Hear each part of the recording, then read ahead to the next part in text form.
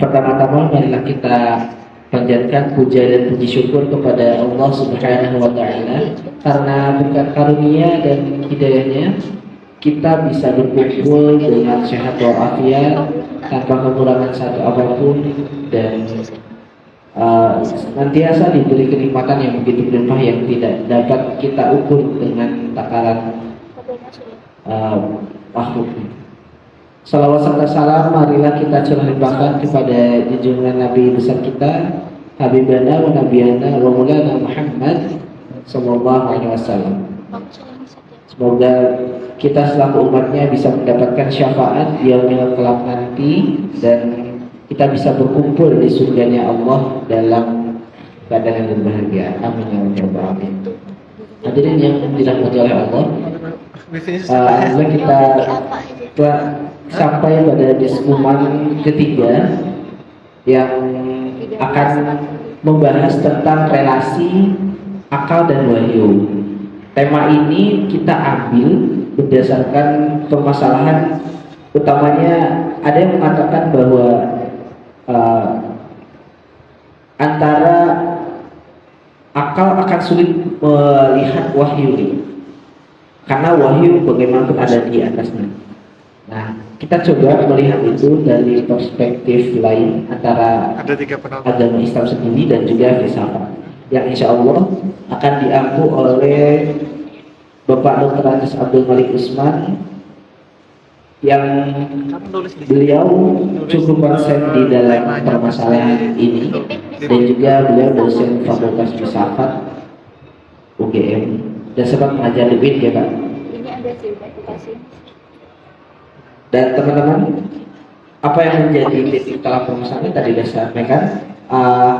Kita lihat titik temu antara akal dan wahyu tersebut dan apakah ada kedudukan akal di hadapan wahyu ataupun sebaliknya gitu. Wahyu di hadapan. Nah, tanpa berlama-lama lagi, mungkin ada sedikit penyampaian materi dulu selama kurang lebih 30 sampai 50 menit, kemudian akan melanjutkan sesi tanya jawab dan kita akan dipercepat kegiatannya sampai 17.15 karena Abang Malik sendiri ada kegiatan lain.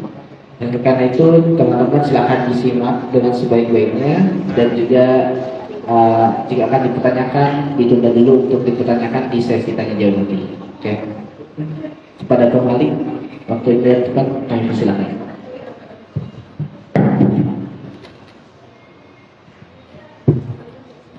Assalamualaikum warahmatullahi wabarakatuh. Bismillahirrahmanirrahim. Alhamdulillahirabbil alamin. Alladzi khalaqal insana fi ahsani taqwim. Salatu wassalamu ala Rasulillah Muhammad ibn Abdillah wa ala alihi wa sahbihi wa man wala. Maaf, adik-adik sekalian yang saya cintai, pada saya diberi kesempatan untuk bincang-bincang sore ini dengan tema yang cukup menantang, yakni relasi akal dan wahyu. Ya, walaupun tema ini bagi saya bukan sesuatu yang baru, mungkin juga sebagian adik-adik ini sesuatu yang sudah sering didiskusikan, diperbincangkan. Wabil khusus di kuliah studi Islam kontekstual yang semester ini masih berlangsung. Kemarin hari Kamis itu jadwal saya tetapi tidak jadi kuliah karena libur. Jadi kami baru 5 kali pertemuan. Itu juga minggu lalu itu membahas topik yang sama, ya, yakni relasi akal dan wahyu. Kadang substansinya itu atau tema besarnya itu lalu dibelokkan ke Islam tentang akal dan ilmu pengetahuan. Jadi saya kira istilah sedikit beda, tapi substansinya tidak jauh beda, bahkan banyak kesamaan. Jadi ini kita bicara tentang relasi akal dan wahyu. Ya, saya sering menggunakan istilah, yakni akal dengan wahyu itu relasinya fungsional. Jadi kita tidak mendudukkan ya atau meletakkan dua istilah ini ya lebih tinggi mana, tetapi langsung saja memposisikan pada ya, relasi yang bersifat fungsional. Artinya bahwa ya, wahyu sendiri itu butuh ya akal sebagai mitra, gitu. Tanpa akal wahyu tidak bisa membumi. Bahkan wahyu pun tidak fungsional. Ya, gitu. Jadi wahyu itu memang butuh akal sebagai mitra. Ya, gitu. Dan sebaliknya, akal juga butuh wahyu dalam hal ya, bimbingan. Karena selain akal pada diri manusia, ada nafsu yang dalam hal ini adalah amarah. Dan para ahli mengatakan nafsu amarah itu kecenderungannya kepada sesuatu yang tidak baik, yakni bisa kita sebut sesuatu yang bertentangan dengan syarak yang ditetapkan di dalam wahyu. Bisa berseberangan bahkan sebalik. Nah, karena itu sekali lagi akal itu butuh bimbingan wahyu. Jadi ini saya selalu mengatakan relasinya fungsional, gitu. Kita lihat misalnya di dalam kitab suci Al-Quran, ya, itu menggunakan diksi A'udzubillahi minasyaitonirrajim, Syahrul Ramadan alladzi unzila fihi al-Qur'an hudan linnas wa bayyinatin minal huda wal furqan. Al-ayat. Jadi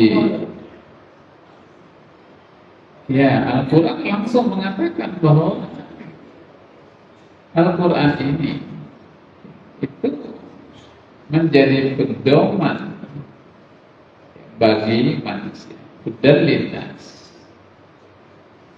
Nah, menyebut manusia itu kan sesungguhnya ya, adalah menyebut satu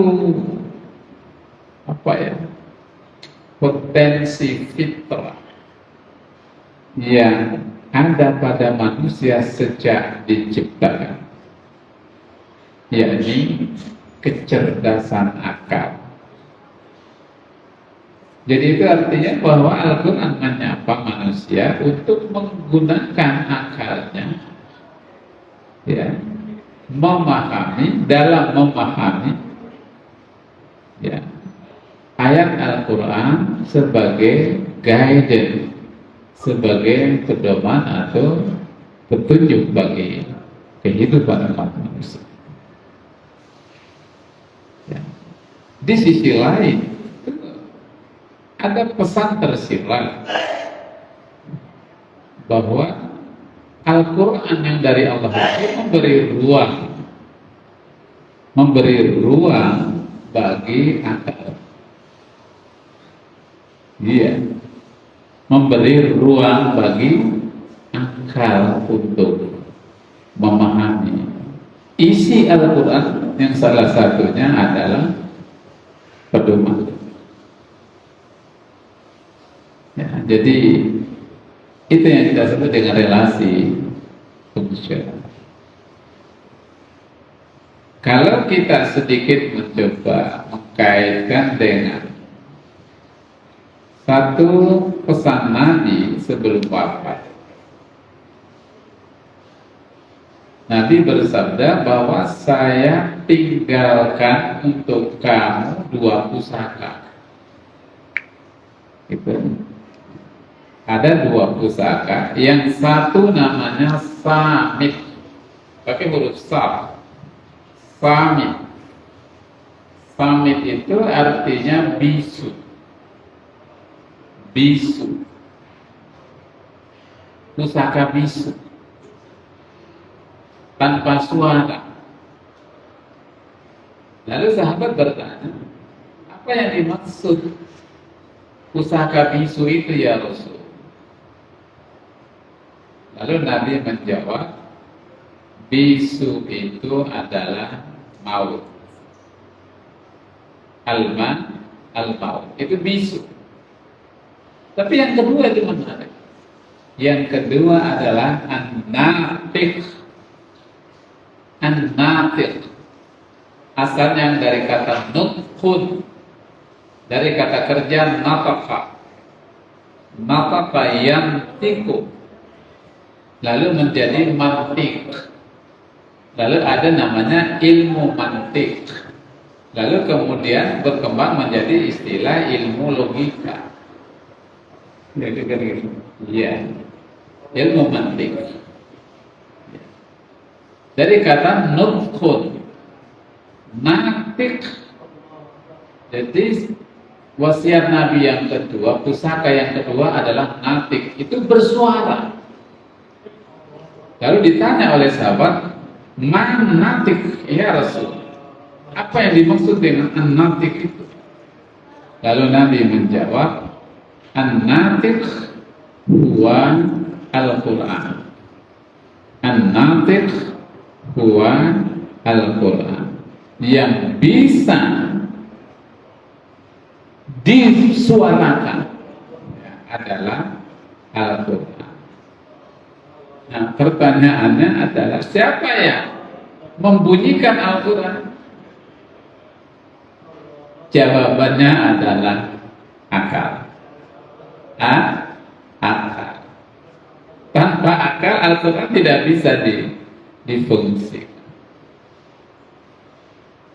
Nah, karena itu di dalam kitab suci banyak kita jumpai ungkapan yang itu menggunakan diksi tamsil. Tamsil.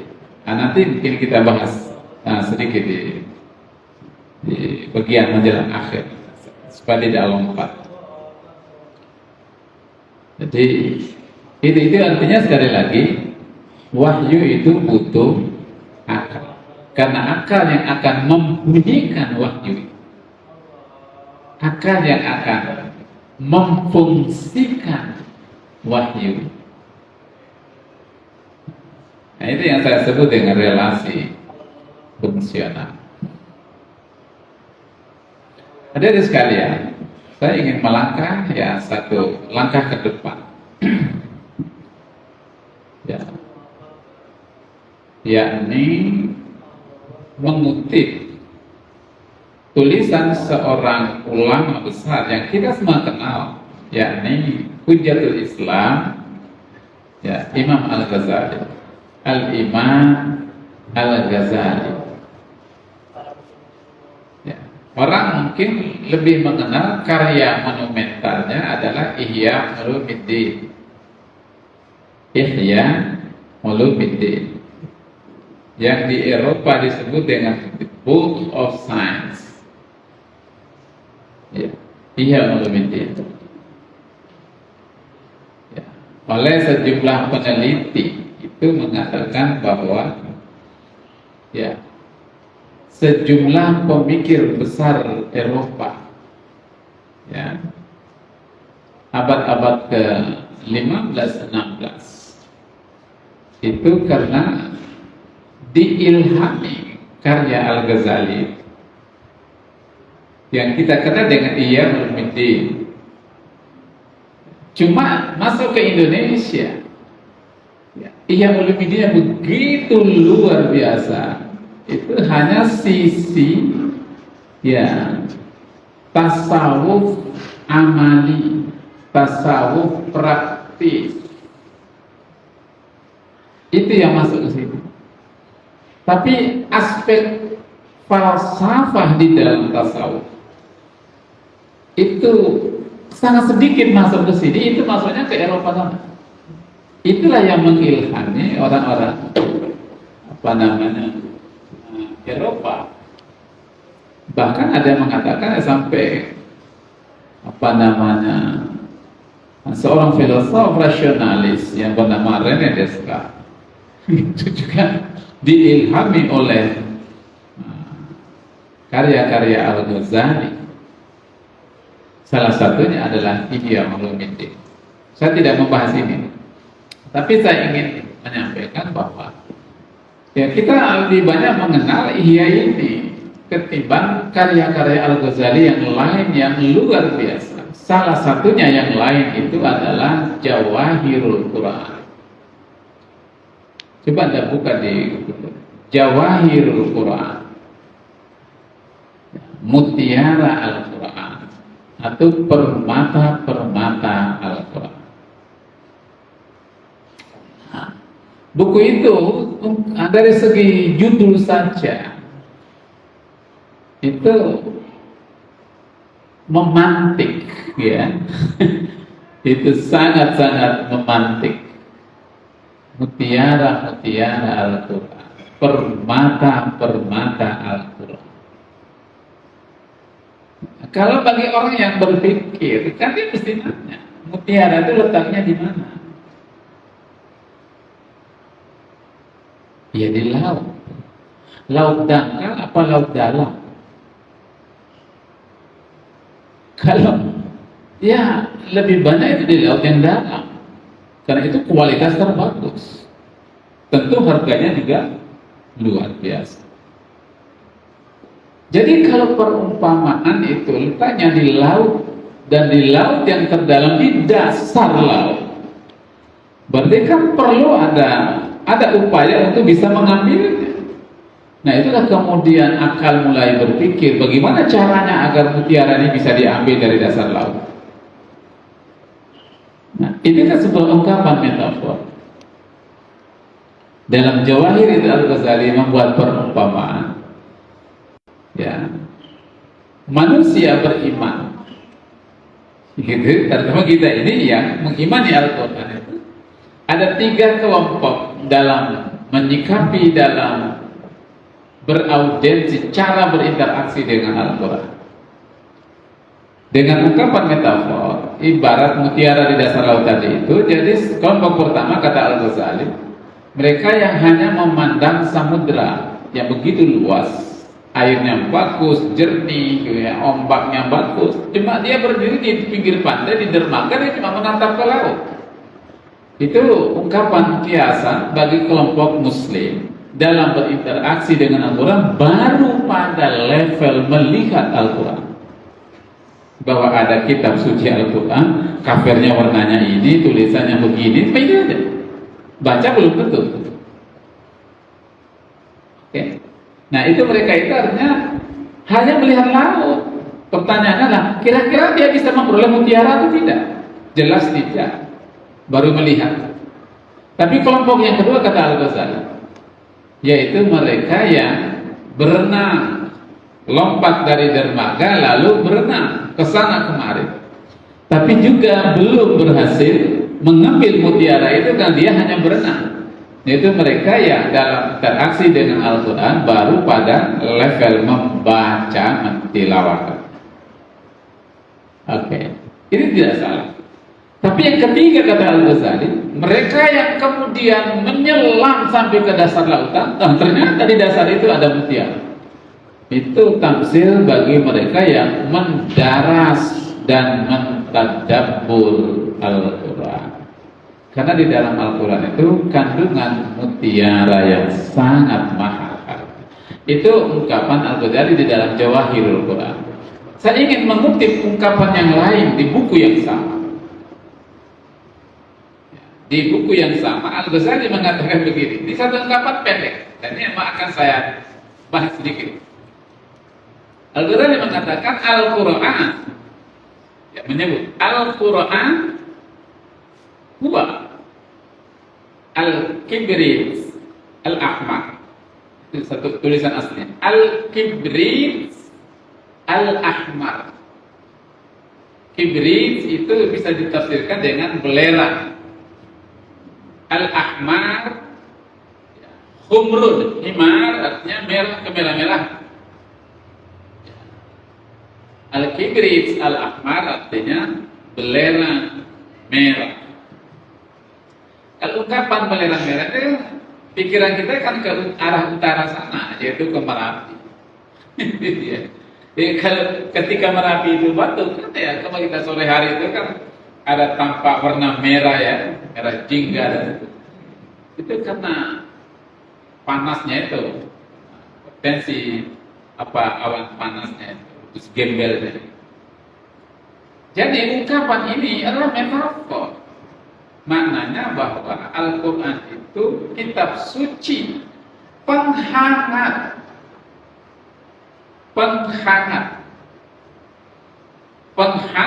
bagi akal dan bagi jiwa manusia. Itu makna. Penghangat bagi akal dan bagi jiwa manusia.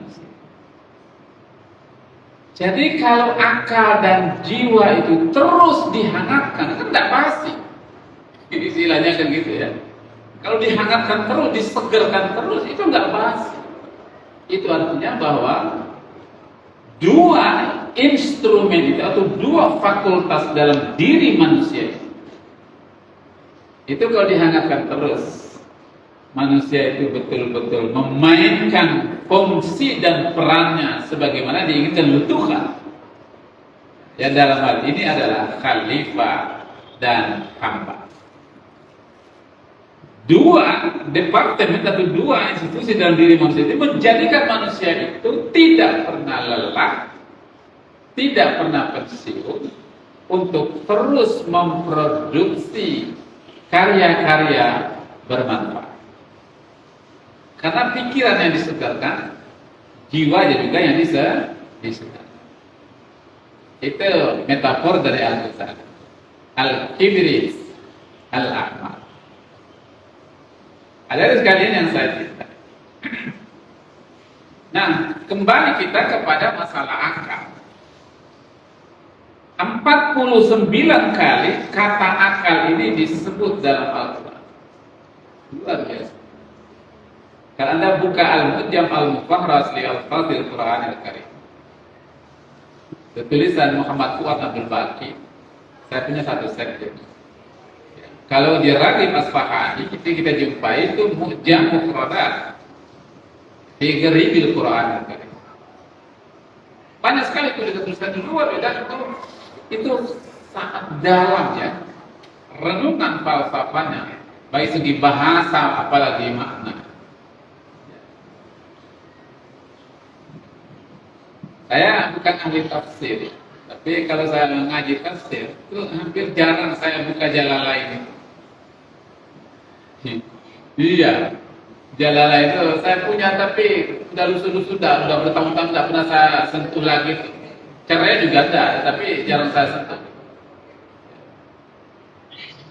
Kemudian An-Nasafi saya satu set.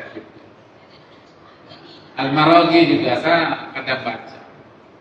Tapi saya lebih suka baca itu karya-karya seperti Raghib Asfahani. Luar biasa.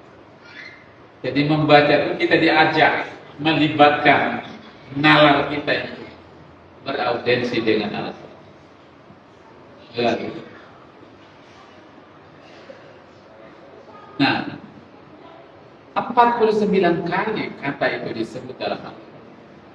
Menarik adalah semuanya disebut dalam bentuk kata kerja.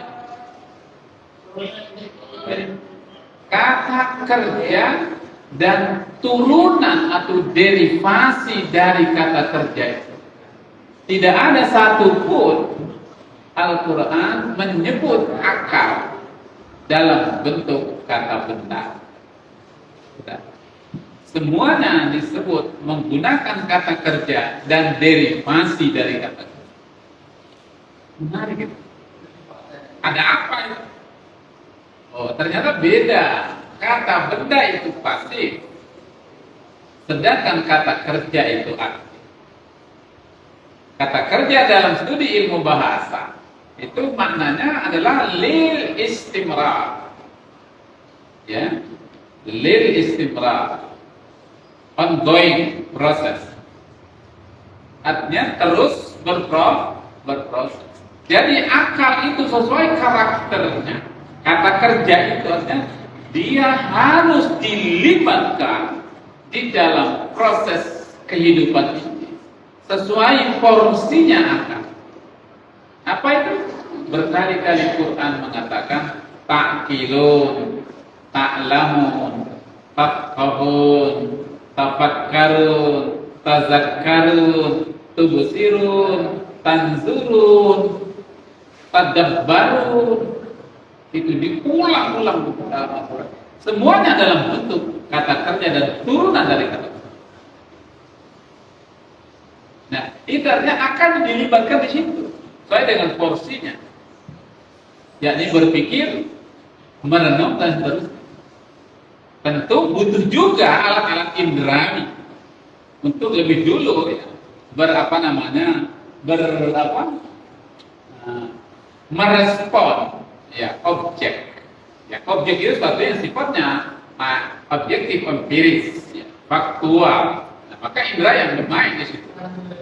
Tetapi kemudian masuk dari satu mekanisme yang sifatnya abstrak. Itulah kerja. Ta'qilun, tafakkarun, ta'lamun, tubsirun, tazakkarun, tadabbarun dan seterusnya. Itu rahasia kenapa Allah menyebut kata akal itu dalam bentuk kata kerja, bukan kata. Kalau ikal itu orang Arab yang bahkan ikat kepala itu, ikat sorban itu namanya ikal. Lalu bahasa amiyahnya igal, kan gitu. Itu maknanya bahwa akal itu berfungsi mengikat hawa nafsu.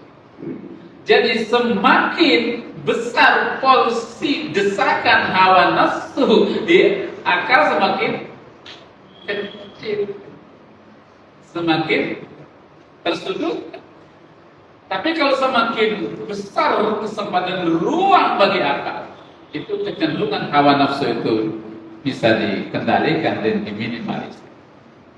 Maka disebut dengan akal lalu menjadi ikal, pembelit ya, pengikat sorban itu. Nah, akal itu pengikat hawa nafsu. Dan sekalian saya melihatkan, saya cintai, saya mengutip sedikit ini, saya pegang buku ini. Ini saya beli di Kairo, ya tanggal berapa itu? Kalau tidak salah ya akhir Januari 2020. Saya beli buku ini karena saya lihat itu menarik ya. Tidak jauh dari kampus Universitas Al-Azhar, ada toko buku besar, saya mampir, Judul bukunya Aqlul Insan, akal manusia. Saya lihat judulnya saja itu udah menarik, apalagi covernya ya. Ini warnanya biru gitu. Saya nggak tahu warna biru ini partai apa. Ada kuningnya juga gitu. Ya jelas merah anak gitu. Menarik ya, covernya juga bagus, harganya murah lagi. Kalau uang Indonesia tidak sampai 50.000. Luar biasa. Aqlul Insan fil falsafah wa tibbi wal Quran. Akal manusia menurut filsafat, kedokteran dan Al-Qur'anul Karim. Iya.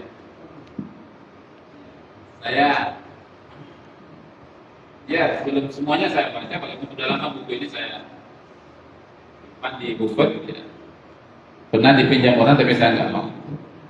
Jangan, kalau Anda mau baca di sini saja, karena buku ini tidak ada di sini. Kalau ada hilang hari ini, besok saya beli. Tapi karena tidak ada. Ini menarik ya buku ini. Ya. Yastariqul insana ma'al makhluqatil ardiyah min nabatil hayawani wa darbatil miyah mukawwanatun madiyatun bi a'sabi anasiri muta'addidah. Jadi manusia itu diciptakan dari unsur yang beraneka ragam. Kira-kira begitu. Wa bainahum ma huwa mushtarak illa anna al-insana yunfaridu min bainiha jami'an bil idrak alladhi yaqumu ala qa'idati al-fikri wal wujudan. Jadi kecuali bahwasanya manusia itu keunikannya, itu munfarid, itu makhluk unik, punya keunikan ya dari ya semua yang ada ini, dari semua makhluk ciptaan Allah ini. Bil idrak alladhi yaqumu ala qa'idati al-fikri wal wujudan. Nah, letak keunikannya itu adalah bahwa pada manusia itu ada dua landasan kokoh dalam dirinya, yakni al-fikru, pemikiran, pikiran, tentu alatnya rasio, akal, wal wujudan, dan hati nurani. Akal dan hati nurani. Hati nurani ini sudah pernah jadi nama partai. Iya gitu.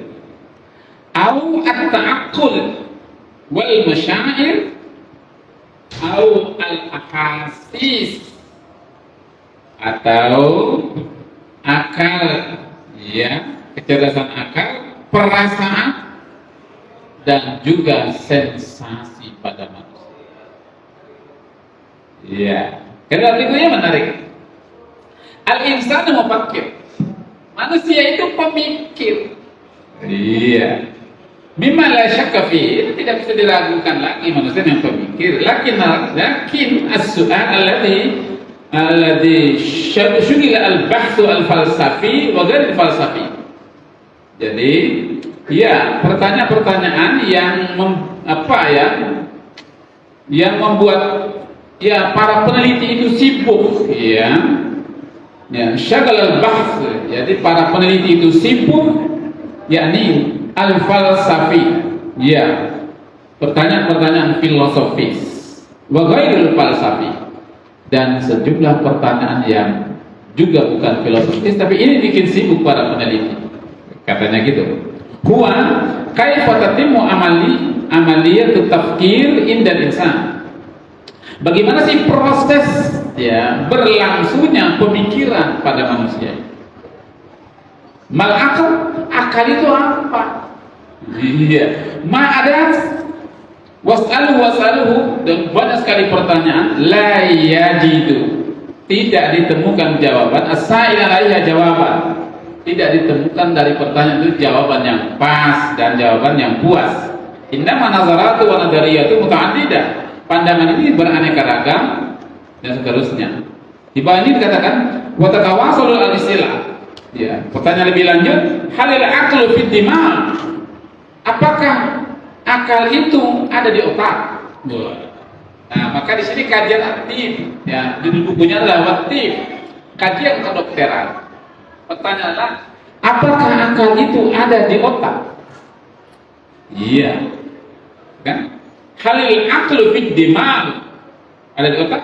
Ayu al mukh wa ma yattasilu bihi kalihaz asabi markazi, atau iya, apa namanya, otak itu terhubung dengannya sistem saraf asabi markazi sebagai sistem saraf pusat, saraf sentral. Halil aqlu bil qalb, apakah akal itu ada di hati?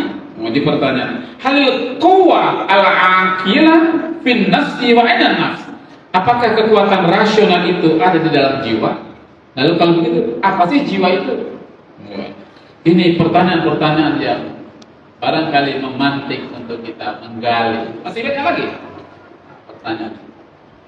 Jadi makanya ya, kalau orang kemudian mengatakannya, berpikir itu hanya sebatas mengandalkan rasio, iya, tapi tidak dalam. Ya, karena berpikir itu juga adalah aktivitas yang berkaitan dengan spiritualitas. Spiritualitas. Karena akal itu sesungguhnya adalah potensi rohani yang memungkinkan manusia itu bisa mengerti dan memahami sesuatu. Itu spiritual. Maka berpikir itu tidak hanya aktivitas rasional, dia harus melibatkan ya aspek lain yang tadi itu adalah wujudan atau nafs.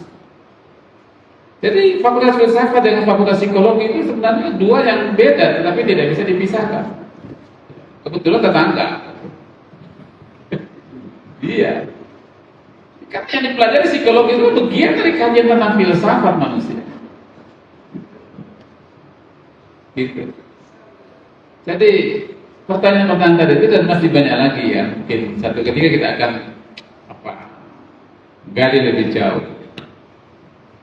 Jadi saya kembali bahwa ya akal, term akal, kalau kita merujuk ke Al-Quran itu rasio yes, tetapi juga kalau garis miring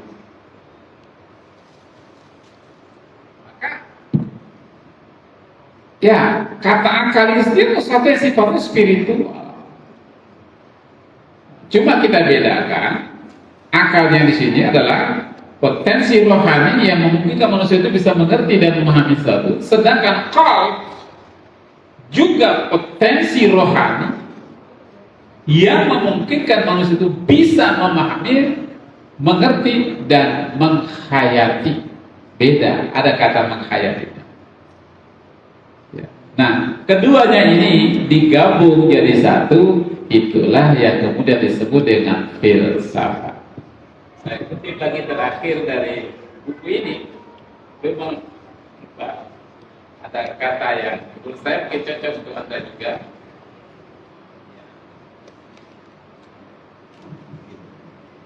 Itu dia mengatakan yang begini. Hal tertabit. Ya. Adakah ada hubungan atau terhubung hadhihi nafs bil jauhar? Ya, jiwa ini dengan sesuatu yang sifatnya substansi atau hakikat ruhaniyah yang sifatnya spiritualitas. Apakah ada keterhubungan dengan sesuatu yang sifatnya spiritualitas? Fil insan, pada manusia. Alladzi fihi quwwatul ihya. Itulah kekuatan kehidupan. Kekuatan hidup itu di sini. Maka dalam al-basar ahmiyah at-ta'aqquli wa tafkir, ya, dengan memperhatikan bahwa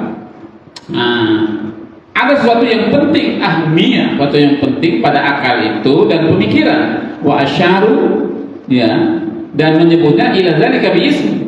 Jadi dua ini kalau digabung jadi satu, wa asyara bidzalika bi ismi al-hikmah wal hukama. Filsafat. Al-hikmah wal hukama. Maka musola kita ini kan musola al-hikmah. Ya. Jadi sudah pas itu. Ya. Itu. Jadi ya, wa kana haula'i ashabal makan khasah. Maka kelompok yang kita sebut dengan al-hikmah wal hukama, para pemikir ini, para filosof ini yang selalu melibatkan kecerdasan akal dan hati nurani, mereka ini memperoleh di satu mendapatkan tempat spesial. Di sini menggunakan kata haula'i ashaba makanatun khasah. Mereka itu punya tempat khusus.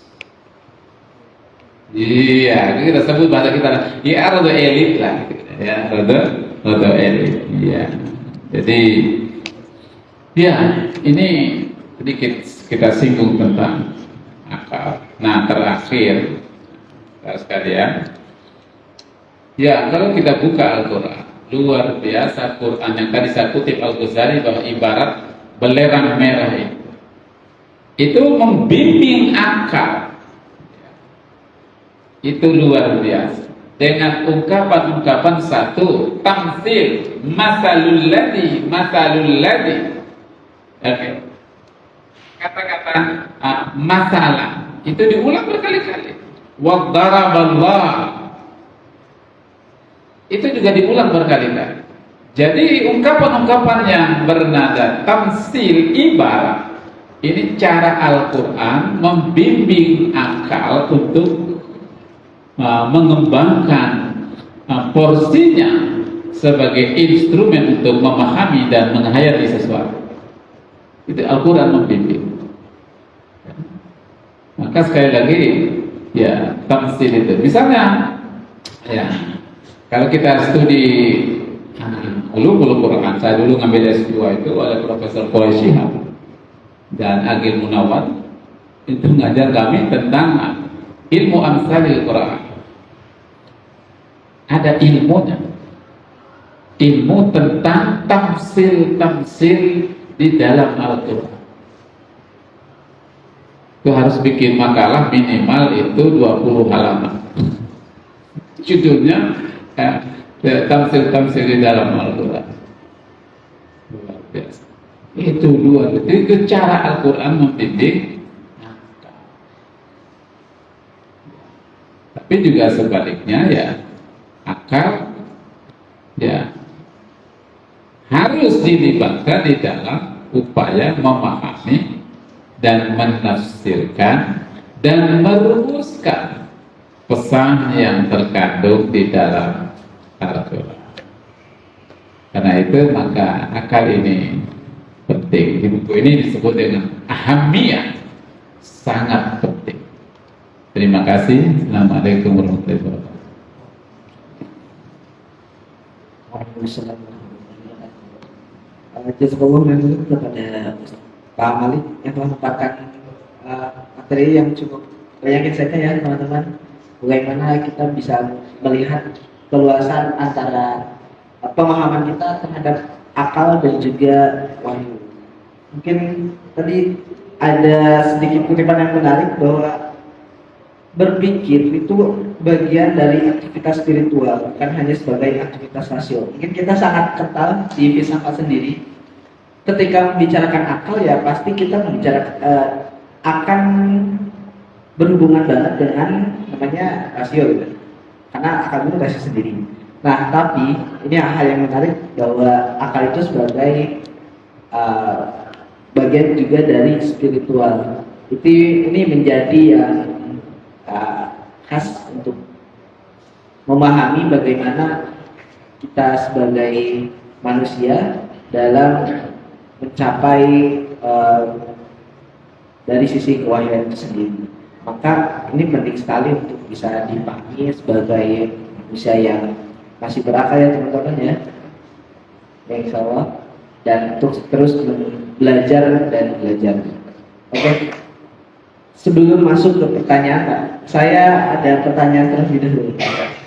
Saya karena ini tidak lepas dari bukan stigma ya, mungkin pemahaman seseorang, pemahaman orang terkait akal dan wahyu itu sendiri. Mungkin dalam konteks fungsional bisa kita istilahnya disamakan lah ya, karena wahyu menunjukkan akal dan akal pun menunjukkan wahyu gitu sebagai dalam nilai kita di sehariannya. Tapi ketika konteks kedudukan dalam sistem hierarki, kita mungkin bisa mendengar ada penempatan wahyu itu lebih tinggi dan akal itu ada di bawahnya. Karena akal ini bagian dari manusia ini makhluk yang terbatas. Sedangkan wahyu dari Tuhan otomatis itu tidak terbatas. Mungkin ada tanggapannya Pak Man. Ya, terima kasih. Saya menggunakan istilah relasi fungsional itu kalau dihidupkan pada level yang sama, sehingga ada horizon, ada dialektika. Nah, itu dan itu juga tidak lepas dari yang saya tangkap adalah sinyal dari Al-Quran. Ya, dari sejumlah ayat yang tadi saya baca itu kan selalu dengan ungkapan-ungkapan yang memantik akal. Misalnya di surah Al-Jumu'ah sering dibaca juga ya. Masalul ladzina humilut Taurat, perumpamaan orang-orang yang sama-sama kitab dari Allah. Oke.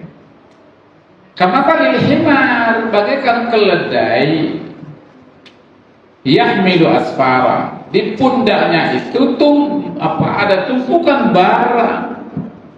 Tapi keledai itu nggak ngerti fungsi barang ini itu apa. Dia hanya memikul, hanya membawa. Ini ungkapan ini kepada mereka yang di tangannya ada Al-Quran yang luar biasa, tapi dia gagal berinteraksi dengan Al-Quran, gagal memahami pesan Al-Quran. Kenapa? Karena cara interaksinya tanpa melibatkan kecerdasannya. Coba Anda cari buku ya, yang ditulis oleh Dr. Yusuf Al-Qaradawi, Kaifa nata'amal ma'al Quran Al-Karim. Kaifa nata'amal ma'al Quran Al-Karim.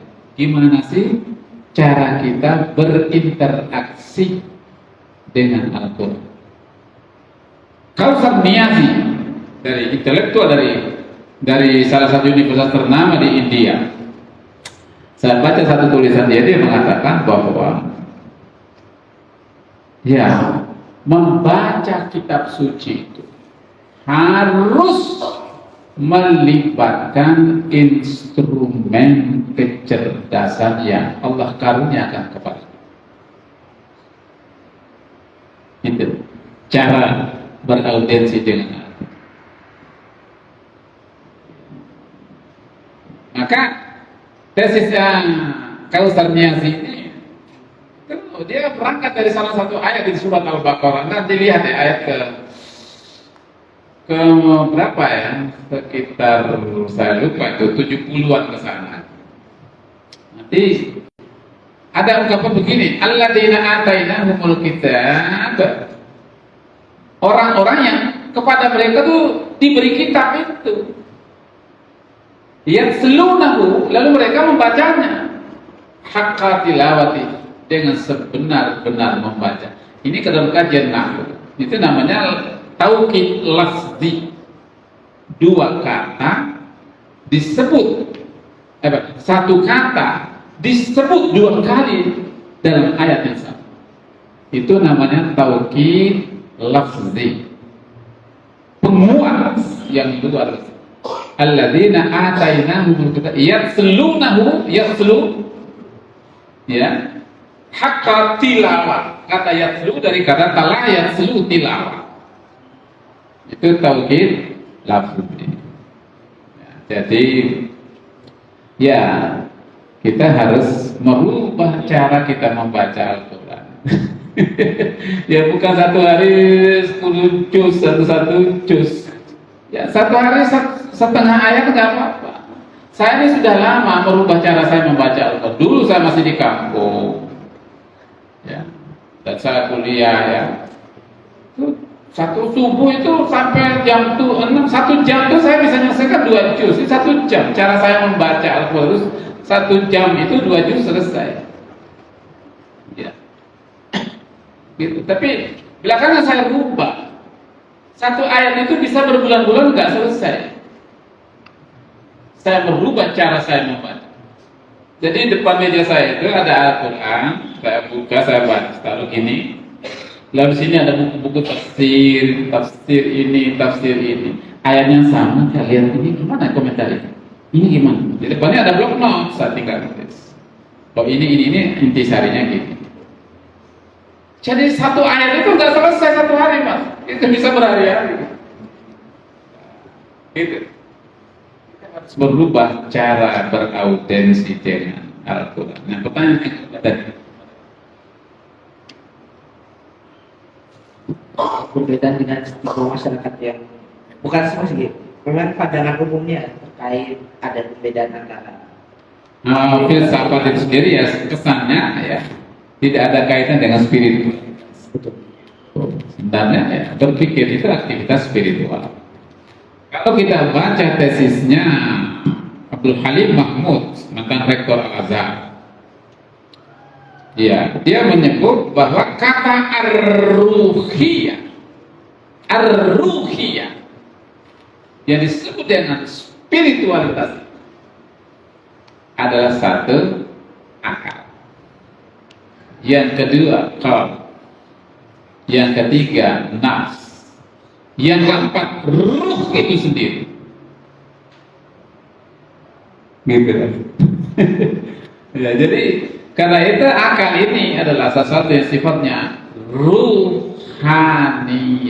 Tadi sudah saya kutip di sini kan, ada kata ruhani, sesuatu yang sifatnya ruhaniyah, spiritualitas. Nah karena itu, kalau orang menggunakan akalnya untuk melihat objek yang ada di alam ini, gitu, mata melihat, telinga mendengar, indera lain juga merasakannya. Maka alam ini dengan aktivitas berpikir itu yang sifatnya spiritualitas akan mengantar kita menuju Tuhan. Karena alam adalah ayat-ayat Tuhan. Coba Mas, alam adalah ayat. Quran menggunakan diksi ayat ketika menyebut alam. Itu artinya bahwa interaksi manusia yang melibatkan kecerdasan akalnya dan inderaninya dalam berinteraksi merespon objek namanya alam semesta akan mengantar dia menuju Tuhan. Itu disebut dengan akal itu spiritual. Karena itu Al-Quran langsung mengatakan ikra, iya, tapi bismi rabbika, bukan cuma ikra. Ikra itu membaca, akal. Tapi kalau bismi rabbik, spiritualitas. Yang sumber spiritualitas adalah ke Tuhan. Maka dari hasil bacaan terhadap hak alam semesta itu akan mengantar Anda menuju Tuhan, karena alam adalah ayat-ayat Tuhan. Ya, itu maksudnya saya. syukur Tuhan luar biasa jawabannya dari Bang Malik ya. Oke teman-teman, saya buka pertanyaan. Karena waktu yang terbatas, saya kasih satu dulu. Teman-teman silahkan jika ada yang ditanyakan. Karena saya kira memang permasalahan akal dan wahyu ini ada demarkasi di antara kita semua, khususnya di filsafat sendiri. Oke teman-teman silahkan. Jika ada yang tanyakan. Ya. Silahkan. Ya, bagus. Asban. Boleh pakai mic di sini.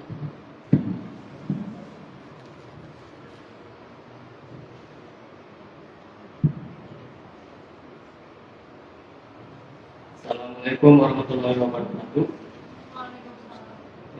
Nama saya Muhammad Asbar. Ya. Tadi saya bertanya Pak, saya tadi agak tertarik dengan hubungan antara akal dengan kolbu. bisa lebih diperjelas Pak, bagaimana sebenarnya kaitan dan hubungan antara akal dan kolbu ya? Itu pertanyaan. Jadi dua instrumen ini hakikatnya itu satu, yakni potensi rohani. Tadi saya kutip bukunya adalah jauhar ar-ruhani, sesuatu yang sifatnya rohani, spiritualitas. Ya, begitu. Tidak berdiri sendiri, akal tidak bisa berdiri sendiri, dia harus selalu bersama dengan qalb. Gitu. Nah, kalau kita bicara qalbu itu nanti kalau diasah terus dalam terminologi tasawuf dengan riyadhah, itu justru akan meningkat ketajaman dan kepekaan yang luar biasa.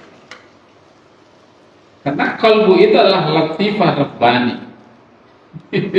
Kepekaan yang itu kaitan dengan sinyal kepekaan. Makanya saya sebut dengan spiritualitas. Ya. Nah, maka itu, karena itulah ya di dalam kajian metodologi atau epistemologi ya, itu kan ada tiga, kita mengutip Nasir Hamid Abu Zaid. Ada bayani, itu teks Al-Quran, hadis. Ada burhani, adalah akal. Ada irfan. Irfani itu lebih pada pengetahuan yang muncul dari instrumen qalbiyah, bahkan gabungan antara fikir dan qalbu zikir melahirkan apa yang disebut dengan al-hikam atau al-hikmah. Dalam bahasa orang kamu namanya ilmu ma'rifah. Pernah dengar itu kan? Iya. Jadi kecerdasan, saya pakai istilah kecerdasan ma'rifat, ini tingkatnya lebih tinggi dibanding spiritualitas akal dan qalbu. Di atasnya. Itu disebut dengan kecerdasan ma'rifat. Gitu. Iya. Jadi ilmu akliyah, yes, ya, berkolaborasi dalam sebuah racikan yang imbang atau yang balance dengan rohani atau irfani. Dua ini jadi satu, itu disebut dengan al-hikmah, jamaknya hukam. Oke? Atau level ma'rifah. Ini akan mengantar kita naik ke peringkat berikutnya. Ya, jadi disebut dengan an-nabi, maqam an-nubuwah. Jadi kecerdasan level kenabian itu gabungan dari seluruh ranah kecerdasan itu. Nah, kita hanya sampai di ma'rifah, hikmah atau hukam. Jadi penting sekali ilmu yang sifatnya sumber dari kalbu. Maka itu yang kita tangkap lewat indera dibantu dengan apa? Tangkap lewat rasio, diolah lewat menggunakan rasio, ditangkap oleh indera. Itu kemudian harus juga berunding juga dengan sesuatu yang sifatnya qalbiyah itu. Karena itu Al-Quran menggunakan term itu menarik sekali.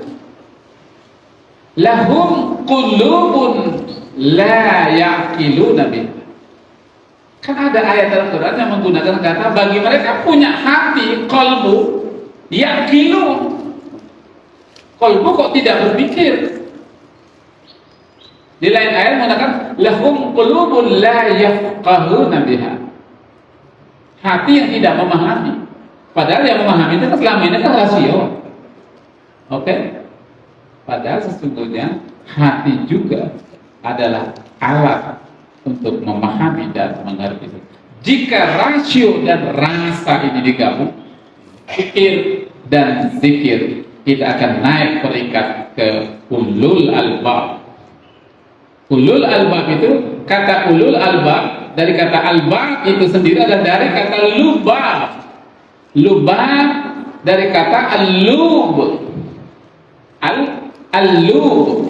Al-lub itu artinya hati. Lalu di bahasa Indonesia kan menjadi lubuk hati. Ya, lubuk hati. Pada kata al-lub, jamaknya al-lubab, orangnya ulul albab. Itu sebenarnya maknanya adalah lub itu lapisan keempat dari hati. Jadi hati itu yang disebut dengan potensi rohani tadi itu, spiritual tadi itu ada 4 lapis.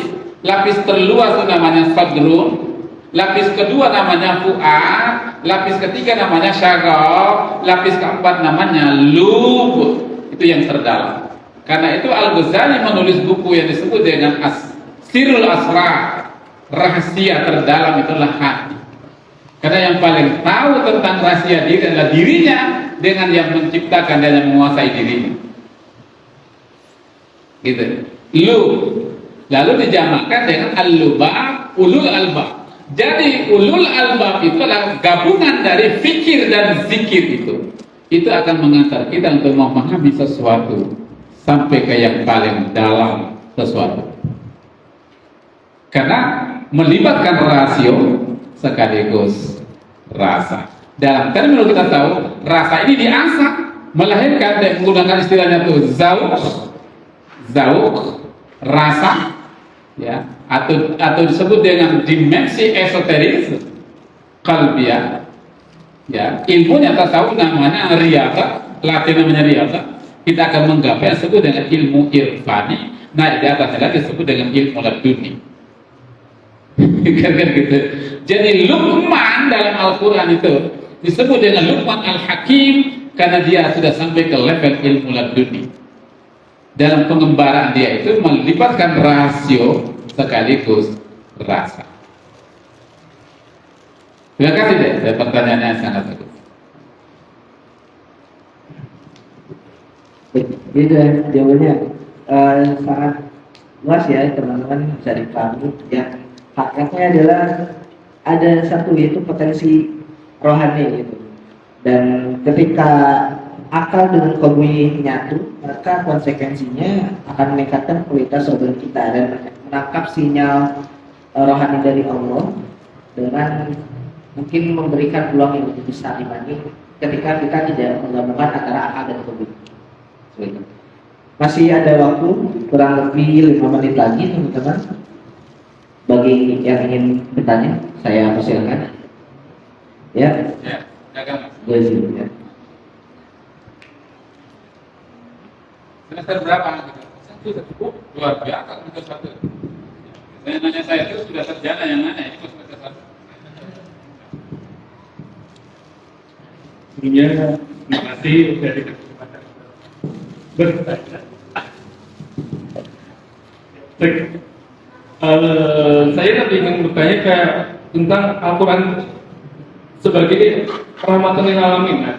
Tapi rahmatan lil alamin ini seperti apa? Karena kebanyakan adalah akhirnya makin sini kebanyakan kan Al-Quran itu dipelajari sama yang cuman yang berilmu doang gitu loh. Justru malah mereka yang nggak kurang atau akalnya kurang juga kan, nggak semua manusia tuh IQ-nya tinggi kan? Ya. Itu malah akhirnya diundangkan, diujikan dan kayak udah direndahkan aja gitu. Bahkan harus ikut ini kan banyak kan seperti itu. Nah kira-kira nih menurut Bapak ini gimana komentarnya? Ya, jadi kembali ke tingkat kemampuan umat. Gitu ya Mas. Jadi kalau saya pinjam istilahnya Fadlur Rahman Muhammad Iqbal yang sering dikutip oleh Syafi'i Ma'arif al-Ma'arif. Quran ini luar biasa. Sayangnya hanya bisa didekati oleh manusia dengan kekerdilan kemampuan berpikir. Pada isi Quran itu luar biasa. Tapi kita mendekatinya hanya dengan menggunakan akal kita yang terlalu kerdil.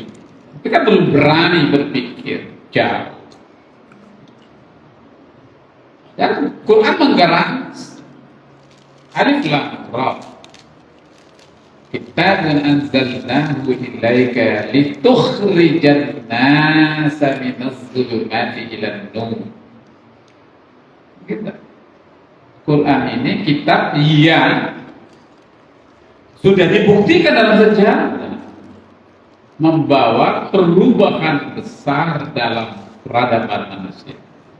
Arab yang tadinya jahiliyah, ya, justru menjadi bangsa terdepan dalam capaian peradaban yang disebut dengan Golden Age. Tetapi Quran disentuh, didekati dengan kecerdasan akliyah dan qalbiyah. Tapi lagi-lagi ini namanya kalangan hawasul khawas, orang-orang yang memang ditakdirkan punya ya kesempatan belajar seperti kita. Tapi tidak semua masyarakat kita, bahkan lebih banyak adalah mereka awam. Nah, karena itu dakwah kita itu jangan hanya berhenti di dogma dan doktrin, tapi ditingkatkan gitu. Kalau ustadznya juga malas baca, gimana umatnya bisa terliterasi dengan baik? Gitu. Jadi harus kita tingkatkan. Nah, kan salah satunya adalah misalnya cara kita membaca Al-Quran juga harus dirubah. Level pertama mengenal dulu membaca, sudah fase, naik berikutnya tadarus, ngerti ilmu tajwidnya, kalau sukun macam-macam cara versi bacaan qiraatnya. Naik lagi ngaji tafsir, daras tafsir, sehingga pengetahuan kita terhadap Al-Quran itu juga tentu meningkat, insya Allah ya. Kualitas hidup kita kan semakin lebih bagus. Karena Quran itu menggaransi kamu akan mencapai hayatan thayyibah, hidupmu berkualitas. Kan gitu kan? Kalau Anda bersama Al-Quran. Jadi lagi-lagi ya, kita tidak boleh merendahkan. Ya, tidak boleh merendahkan, tapi kita ajak, kita rangkul. Saya di kampung-kampung, ya, saya jarang khutbah kalau di kampung-kampung. Jangan saya khutbah, bahkan ustaz saja yang khutbah. Saya dengar saja nanti, kalau salah nanti ustaznya saya panggil ke rumah. Saya suruh baca buku saya. Kalau terpaksa baru saya khutbah. Itu artinya bahwa ya masyarakat itu saya yakin bahwa mereka punya kemampuan, punya potensi untuk memahami lebih dalam, lebih jauh, tapi kemampuan ustadznya yang terbatas misalnya. Iya, maka kita perlu rubah nih Mas. Tapi sekali lagi ya kita harus sadar bahwa tidak semua orang punya kemampuan seperti kita. Maka ini perlu model yang lebih pas sesuai dengan kapasitas mereka. Karena itu kita teringat ungkapan Nabi, khatibin nas ala qadri uqulihim, berbicara kepada umat itu dengan mengukur kemampuan mereka, gitu. Dengan mengukur, menyesuaikan kemampuan. Karena saya bicara di depan mahasiswa filsafat, ya tidak boleh saya posisikan sebagai orang kampung. Ini harus betul-betul orang kampus, ya kan gitu. Iya. Demikian Mas. Singkatnya adalah kembali melihat tingkat kemampuan umat ya. Iya. Melihat. Sayang sekali teman-teman waktunya. Saya tidak mau, saya harus maghrib di rumah karena ada yang mau saya kerjakan. Dan habis maghrib saya harus melatih cara membaca Al-Quran dengan baik dan benar peserta MTQ nasional dari kafilah UGM. Ya, filsafat tapi ahli Al-Quran gitu. Bedanya sedikit. Saya sudah terjadwal dan saya harus. Jadi minta maaf kalau saya tidak maghrib di sini. Pembelajaran saya baik. Dan waktunya memang biasanya kita akan angkat ke maghrib, dan kita untuk kali ini menyesuaikan dengan pembicara yang alhamdulillah sudah menyempatkan pun sudah sangat luar biasa gitu ya, bisa memberikan insight yang mungkin khususnya bagi saya sendiri baru mengenal tentang bahwa akal itu tadi dikatakan sebagai pengikat hawa nafsu juga gitu. Yang mana banyak anggapan, termasuk anggapan seperti saya ya, akal dengan nafsu itu ada pemisahnya. Gitu. Kita akal itu nggak nafsu seperti itu. Alhamdulillah syukur kehadiran kepada sekali lagi para Pak Malik yang telah menyempatkan waktunya ke sini dan berbagi ilmu dengan kita itu KF. Itu juga sebenarnya ini pesertanya umum Pak. Iya. Ya. Jadi bisa lepas dari orang-orang filsafat juga sebenarnya. Insya Allah kedepannya kita semoga bisa dipertemukan kembali dengan Pak Malik dengan tema yang lain. Yang Insya Allah memantik kita untuk terus berusaha memahami dan mencari antara kedalaman filsafat dan Islam sendiri. Gitu. Ya, akhirul kalam. Bila Kevin Hidayah. Assalamualaikum warahmatullahi wabarakatuh.